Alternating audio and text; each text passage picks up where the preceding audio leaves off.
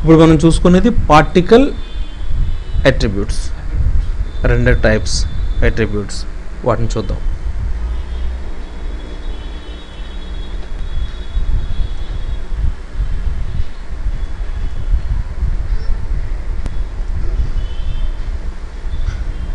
వీటిని డిలీట్ చేస్తున్నాను. Particle tool radius మరికొంచెం పెంచాను.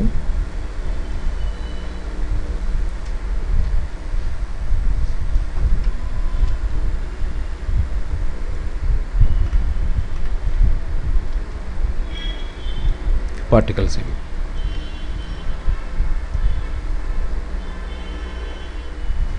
ఈ అట్రిబ్యూట్ ఎడిటర్లో చూసాం కదా పార్టికల్స్, పార్టికల్ పివోట్ పాయింట్స్, ఇవన్నీ కూడా regular attributes. Coming to the particle shape,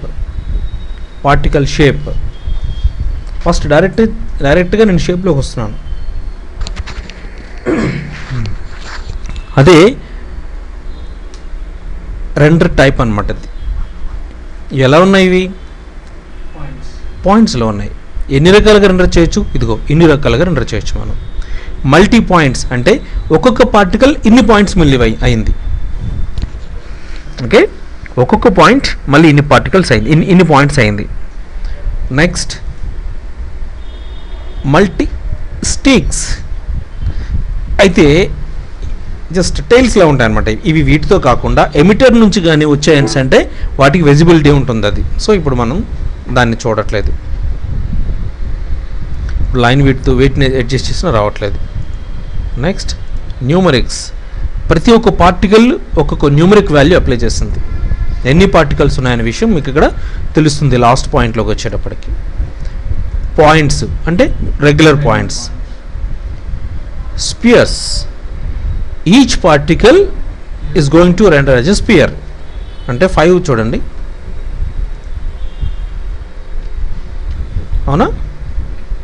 ఇన్ని స్పియర్స్ ఉన్నాయి. సో ఇన్ని స్పియర్స్ ఉన్నాయి కదా, రెండర్ అవుతాయా? అవుతాయి. ఓకే, రెండర్ అవుతాయి. ఈ స్పియర్స్ స్టేటస్ చూద్దాం. సరే, దానికి ఇంకేం లేదు, రేడియస్ మాత్రమే ఉంది. తగ్గించుకుంటున్నాను నేను. తగ్గాయా? హార్డ్వేర్ కాదు, సాఫ్ట్వేర్లో కూడాను రెండర్ అవ్వవు. అంటే ఇక్కడ విషయం అబ్జర్వ్ చేయండి.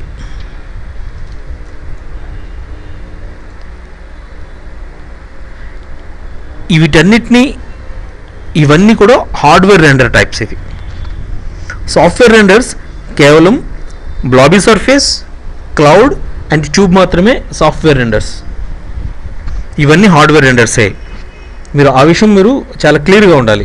ఇది పెట్టి యూజువల్గా మీకు సాఫ్ట్వేర్ రెండర్ డిఫాల్ట్గా ఉంటుంది. అది అలాంటప్పుడు సాఫ్ట్వేర్ రెండర్లో మీరు చెక్ చేస్తే దాని అవుట్పుట్ కనిపించదు. కాబట్టి you must be in the hardware rendering. Next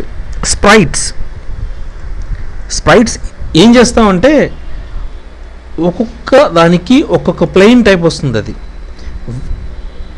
ఒక్కొక్క దానికి ఒక పిక్చర్, పిఎన్జీ పిక్చర్ ఇచ్చారనుకోండి, ఫ్లవర్స్లా కనిపించవచ్చు. ఆ పార్టికల్స్ కిందకి ఇలా పడేశారనుకోండి, ఫ్లవర్స్ పడుతున్నట్టు ఉండొచ్చు. దాని తల ఫాల్ని, దాని తలక డెన్సిటీని, దాని తలక గ్రావిటీని ర్యాండమైజ్ చేశారనుకోండి, ఒక్కొక్కటి ఒక్కొక్కలా పడవచ్చు కదా. గ్రావిటీని ర్యాండమైజ్ చేశారు. ఫర్ ఎగ్జాంపుల్ గ్రావిటీ సంథింగ్ 2 ఉందనుకుందాం, 1 ఉందనుకుందాం. 0.1 నుంచి 1లో ఉండాలి. ఒకటి మెల్లగా పడవచ్చు, ఒకటి మరి కొంచెం ఫాస్ట్గా పడవచ్చు. ట్విస్ట్లు, టర్న్స్, వీటన్నిటిని మీరు మేనేజ్ చేసేసుకోవచ్చు. అసలు అది దాని గురించి నెక్స్ట్ చూద్దాం మనం. ఇవి కూడా మీకు సాఫ్ట్వేర్ కాదు, హార్డ్వేర్ రెండరే. ఓకేనా? తర్వాత స్టిక్స్ చెప్పాను కదా, స్టిక్స్ ఇక్కడ కనిపించదు. తర్వాత మీకు ఎమిటర్లోకి వచ్చేటప్పుడు కనిపిస్తుంది. అది బ్లాబీ సర్ఫేస్ కరెంట్ రెండర్ చూడండి. సాధ్యమైనంత వరకు బ్లాబీ సర్ఫేస్ చాలా యూజ్ అవుతుంది. అది ఏం చేసుకుంటారు, దీనిలాగే ఉంది కదా, కనిపించలేదు. ఎందుకు ఇది? Because it is a software render.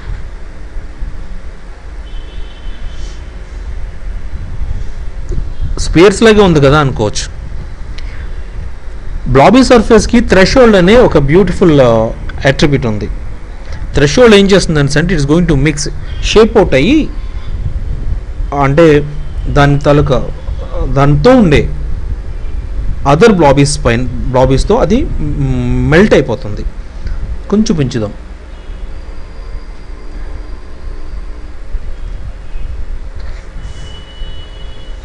Melt అయిపోయిందా? అంటే దీనివల్ల ఏమవుతుంది, లిక్విడ్స్, లావా ఇట్లాంటివన్నీ కూడా చాలా ఈజీగా చేసేసుకోవచ్చు. వాటికి టెక్స్చర్ ఇచ్చిన తర్వాత వాటి తాలూకా షేప్ని మీరు షేప్ని మార్చారు. ఓకే, మోర్ థ్రెషోల్డ్ చేశారు అంటే మ్యాక్సిమం కలిసిపోతుంది అది.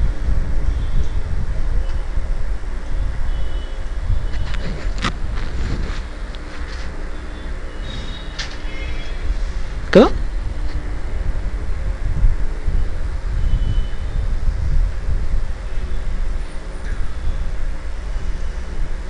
Clouds, it's looks like a cloud, అంతేనా?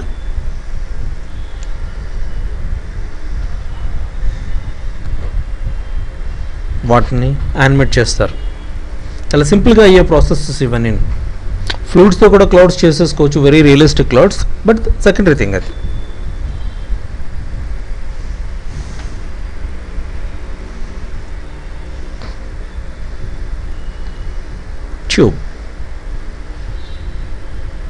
ట్యూబ్ కూడా